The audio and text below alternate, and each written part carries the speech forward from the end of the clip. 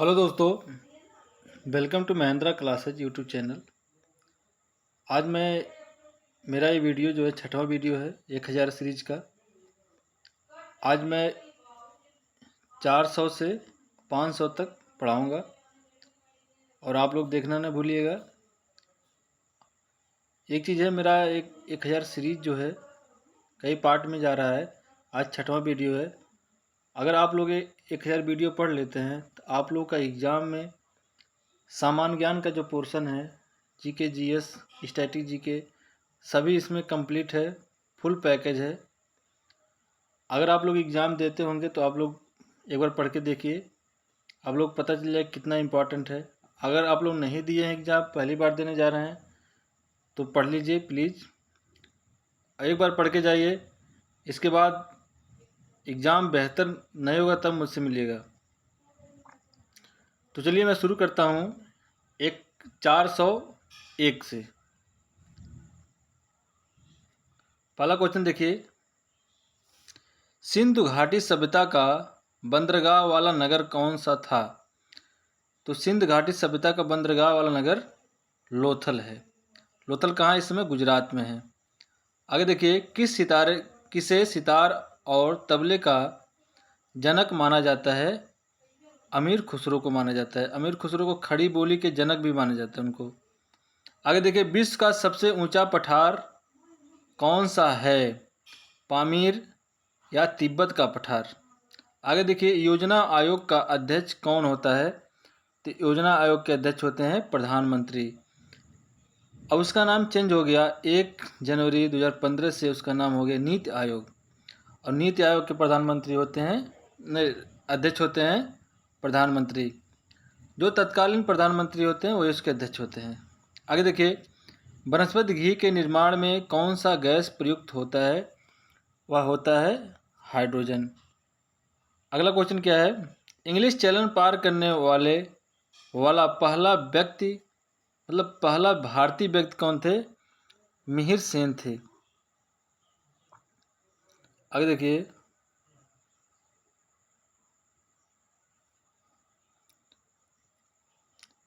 एक अश्वशक्ति कितने वाट के बराबर होता है?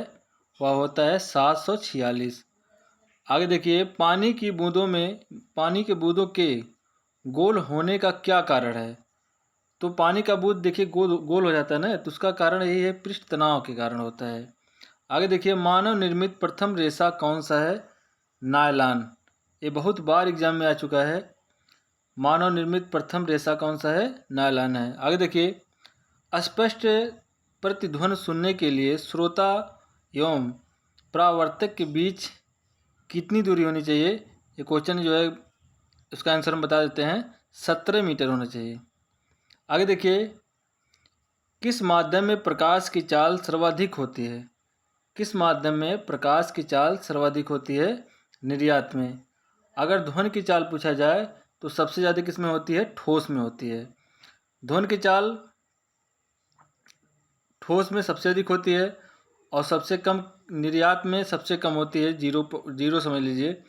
और प्रकाश का चाल ठोस में मतलब जीरो के समान होता है। आगे देखिए, किस रंग के प्रकाश का प्रकीर्णन सबसे अधिक होता है? प्रकीर्णन मतलब तो फैलाव। सबसे अधिक किस कलर का होता है फैलाव? बैगनी कलर का। आगे देखिए,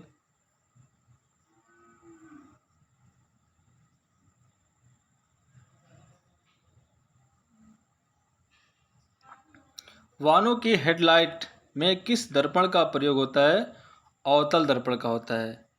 आगे देखिए, आकाश में तारे टिमटिमाते क्यों दिखाई देते हैं? उसका कारण है प्रकाश के अपवर्तन के कारण होता है। आगे देखिए, प्राथमिक रंग किसे कहा जाता है? प्राथमिक कलर किसे कहते हैं? लाल, हरा और नीला को। वायुयानों के टायरों में कौन सी गैस भरी जाती है? हीलियम गैस भरी जाती है। अगला क्वेश्चन है, टांका धातु या सोल्डर में किस धातु का मिश्रण होता है? टिन और सीसा का। अगला क्वेश्चन देखिए, ग्लूकोमा रोग शरीर के किस अंग से संबंधित है? ग्लूकोमा आँख से संबंधित है। आगे देखिए, विश्व की पहली महिला अंतरिक्ष यात्री का नाम क्या है? उनका नाम क्या है? Valentina Tereshkova. Valentina Tereshkova.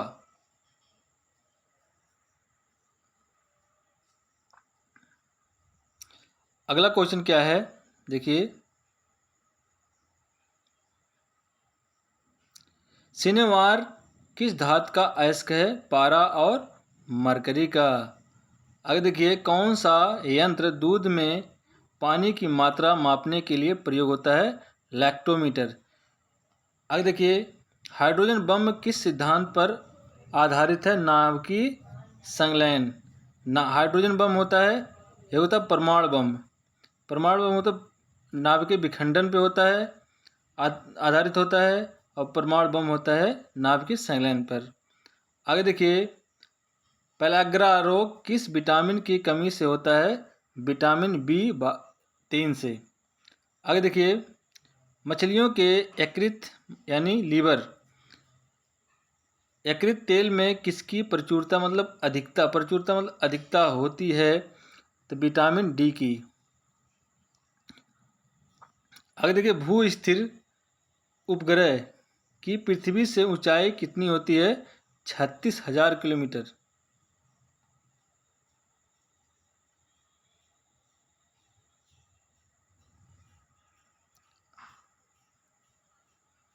अगला क्वेश्चन क्या है देखिए, मनुष्य के शरीर का तापमान कितना होता है? अगर सेंटीग्रेड में कहा जाए तो 37 डिग्री सेंटीग्रेड, और फ़ारेनहाइट में 58.4 फ़ारेनहाइट होता है। लेंस की क्षमता का मात्रक क्या होता है? डायोप्टर होता है। आगे देखिए, कंप्यूटर की आईसी चिप किस पदार्थ की बनी होती है? सिलिकॉन की बनी होती है। आगे देखिए, पारसेक किसकी इकाई है? खगोलीय दूरी की। अगला क्वेश्चन है, पानी का घनत्व अधिकतम किस तापमान पर होता है? तो अधिकतम बताइए, होता है 4 डिग्री सेल्सियस पर। पराश्रव्य तरंगों की आवृत्ति कितनी होती है? 20,000 हर्ट्ज से अधिक, और श्रव्य का होता है 20,000 से 20,000 तक। आगे देखिए, मनुष्य का वैज्ञानिक नाम क्या है? Homo sapiens. अगला क्वेश्चन क्या है देखिए, ब्रिटिश संसद के लिए चुने जाने वाले पहले भारतीय कौन थे? तो उनका नाम क्या है? दादा भाई नौरोजी।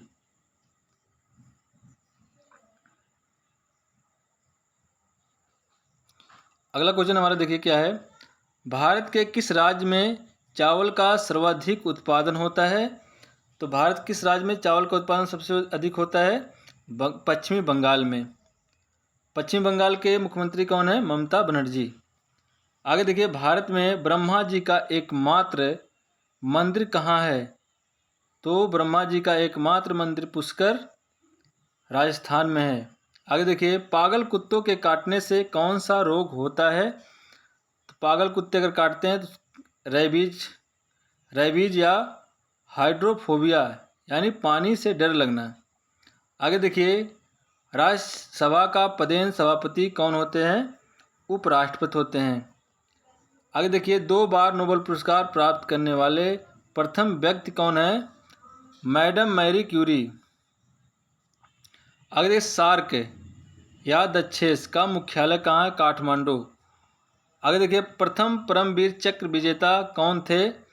मेजर शोभनाथ शर्मा। आगे देखिए, भारतीय राष्ट्रीय कांग्रेस की पहली भारतीय महिला अध्यक्ष कौन थी? तो वह थी सरोजनी नायडू।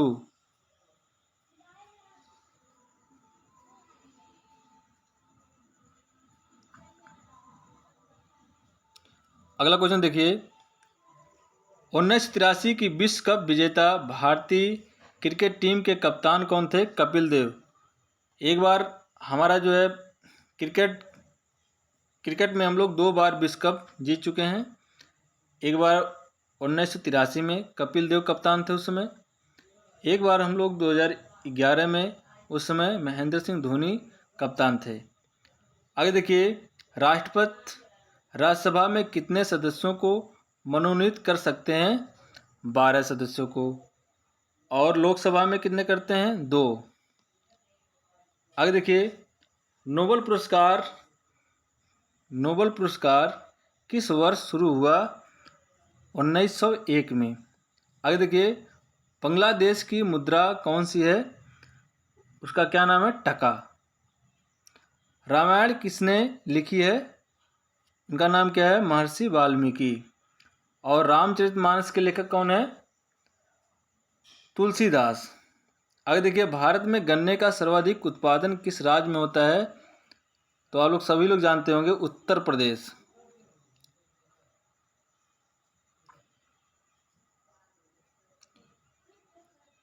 आगे देखिए, पायरिया रोग शरीर के किस अंग को प्रभावित करता है? तो किस अंग को प्रभावित करता है? दांत और मसूड़े। जिसको पायरिया हो जाता है उसके दांत से ब्लड आता है हल्का हल्का, तो समझ लीजिए क्या है, पायरिया रोग हो गया है। आगे देखिए, नासिक किस नदी के किनारे स्थित है? नदी का नाम है गोदावरी। गोदावरी को ही दक्षिण भारत का गंगा कहा जाता है। आगे देखिए, राष्ट्रपति को शपथ कौन दिलाता है? सर्वोच्च न्यायालय के मुख्य न्यायाधीश दिलाते हैं। आगे देखिए, जापान की मुद्रा क्या है? जापान की मुद्रा येन है। अगला क्वेश्चन क्या है? इंडियन मिलिट्री अकादमी कहाँ स्थित है? इंडियन मिलिट्री अकादमी देहरादून में स्थित है। आगे देखिए, माउंट एवरेस्ट पर अगले चढ़ने वाली पहली भारतीय महिला कौन है? बछेंद्री पाल हैं। हमारा अगला क्वेश्चन क्या है? देखिए, डेविस कप का संबंध किस खेल से है? टेनिस से। अगला क्वेश्चन क्या है? माउंट एवरेस्ट पर 2 बार चढ़ने वाली पहली भारतीय महिला कौन है? संतोष यादव। उनका नाम संतोष यादव है, मैं समझिए कि जो है पुरुष हैं, ये महिला हैं।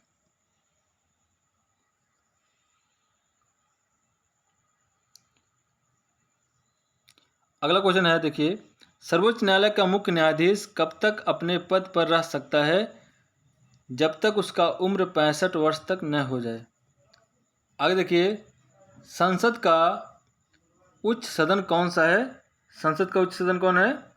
राज्यसभा। आगे देखिए, पंचतंत्र के लेखक कौन है? पंचतंत्र के लेखक विष्णु शर्मा जी हैं।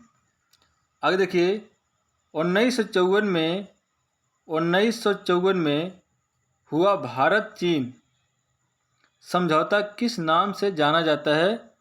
पंचशील समझौता। उसका नाम क्या है? पंचशील समझौता। आगे देखिए, एक क्वेश्चन बहुत पुराना है, उसको छोड़ देते हैं। अगला क्वेश्चन देखिए, राष्ट्रीय रक्षा अकादमी कहाँ स्थित है? पूना के पास खड़गवासला में।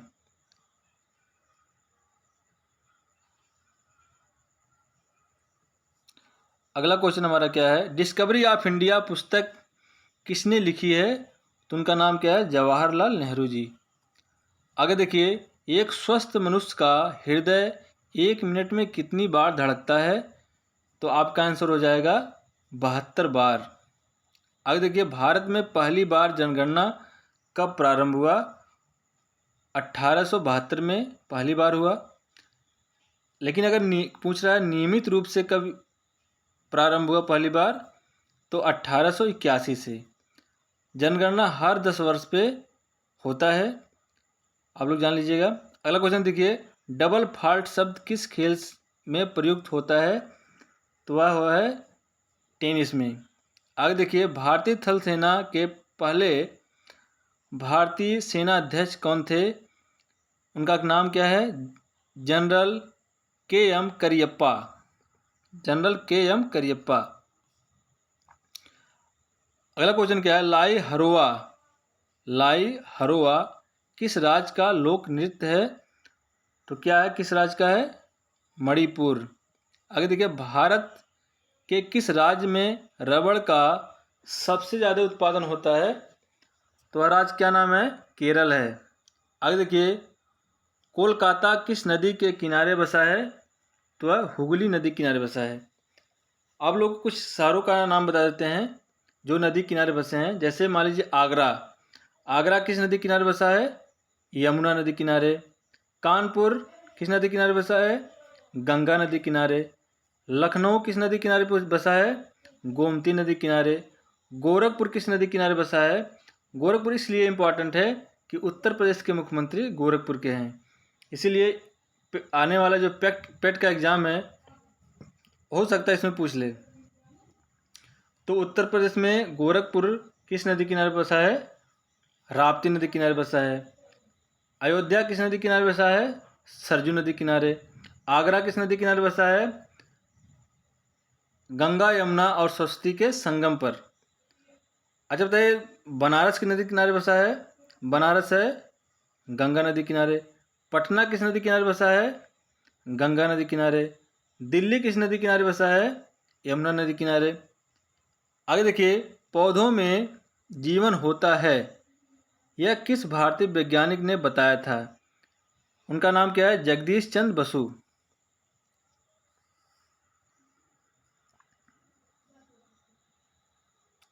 अगला क्वेश्चन हमारा देखिए, महात्मा गांधी द्वारा साबरमती आश्रम कहाँ स्थापित किया गया?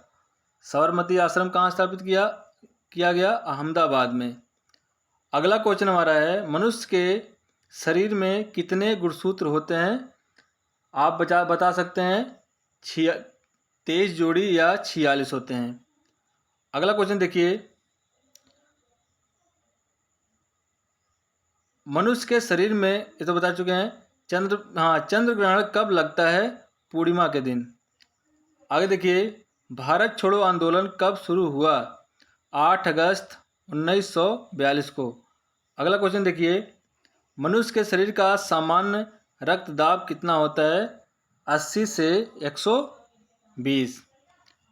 उत्तरी गोलार्ध में सबसे छोटा दिन कब होता है? 22 दिसंबर को। और सबसे बड़ा दिन होता है 21 जून को। रामचरितमानस किसने लिखी है?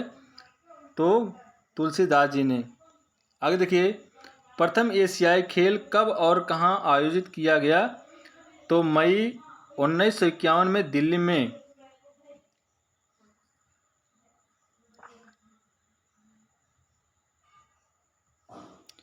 अगला क्वेश्चन देखिए, वायुमंडलीय दाब किस यंत्र से मापा जाता है? तो बैरोमीटर से नापा जाता है। अगला देखिए, हरियाणा का पहला महिला विश्वविद्यालय कौन है और कहाँ है? भगत फूल सिंह महिला सोनीपत में है। आगे देखिए, टेस्ट मैच की एक पारी में सभी 10 विकेट लेने वाले भारतीय कौन है? अनिल कुंबले। अगला क्वेश्चन देखिए,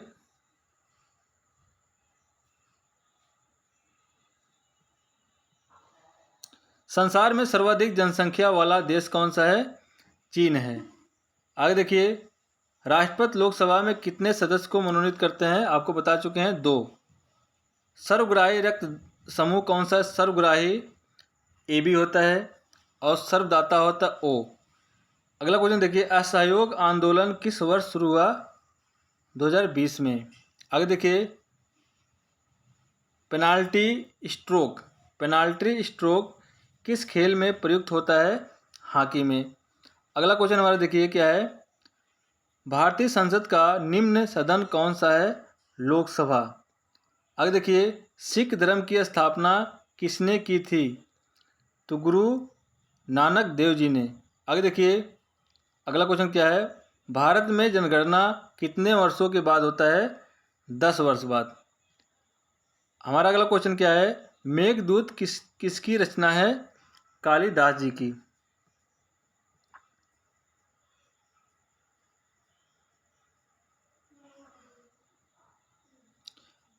आगे देखिए, भारत की स्वतंत्रता के समय ब्रिटेन का प्रधानमंत्री कौन थे? क्लेमेंट एटली थे। कौन थे? क्लेमेंट एटली। अगला क्वेश्चन है, एक्जिमा रोग शरीर के किस अंग को प्रभावित करता है? त्वचा को। अगला है, स्काउट एंड गाइड्स संस्था की स्थापना किसने की थी? कौन थे? Robert Baden Powell. अगला देखिए, संसार का सबसे बड़ा महाद्वीप कौन सा है? प्रशांत महासागर। अगला है, पेनाल्टी किक शब्द किस खेल में प्रयुक्त होता है? फुटबॉल में। अगला क्वेश्चन है, रणजी ट्रॉफी का संबंध किस खेल से है? क्रिकेट से। अगला क्वेश्चन है, ज्ञानपीठ पुरस्कार किस क्षेत्र से संबंधित है? साहित्य से। अगला क्वेश्चन है, भारत का सर्वोच्च खेल पुरस्कार कौन सा है? राजीव गांधी खेल पुरस्कार था, लेकिन उसका नाम अब चेंज कर दिया गया, अब हो गया मेजर ध्यानचंद पुरस्कार। मेजर ध्यानचंद पुरस्कार, राजीव गांधी का अब नाम हट गया है, अब क्या है? मेजर ध्यानचंद पुरस्कार। और इसमें जो है पहले 7.5 लाख रुपए मिलता था, अब मिलता है कितना? 25 लाख रुपए। तो एक करंट का क्वेश्चन है, आप लोग याद रखिएगा। और आज के लिए इतना ही, और 500 से 600 कल बताएंगे। और आप लोग जो है कंटिन्यू पढ़ते रहिए, और मेरे चैनल को सब्सक्राइब कर लीजिए और अपने दोस्तों में शेयर कर दीजिए, ताकि उनको भी जो है क्वेश्चन पढ़ने का जो है अवसर मिले। और मेरा एक, अगर मुझसे ऑफलाइन जुड़ना चाहते हैं तो मेरा खलीलाबाद में कोचिंग है, महेंद्रा क्लासेस नाम से, आप लोग वहाँ जुड़ सकते हैं। और मेरा मोबाइल नंबर है 63 94 67 52 12। तो चलिए आज के लिए इतना ही। जय हिंद, जय भारत।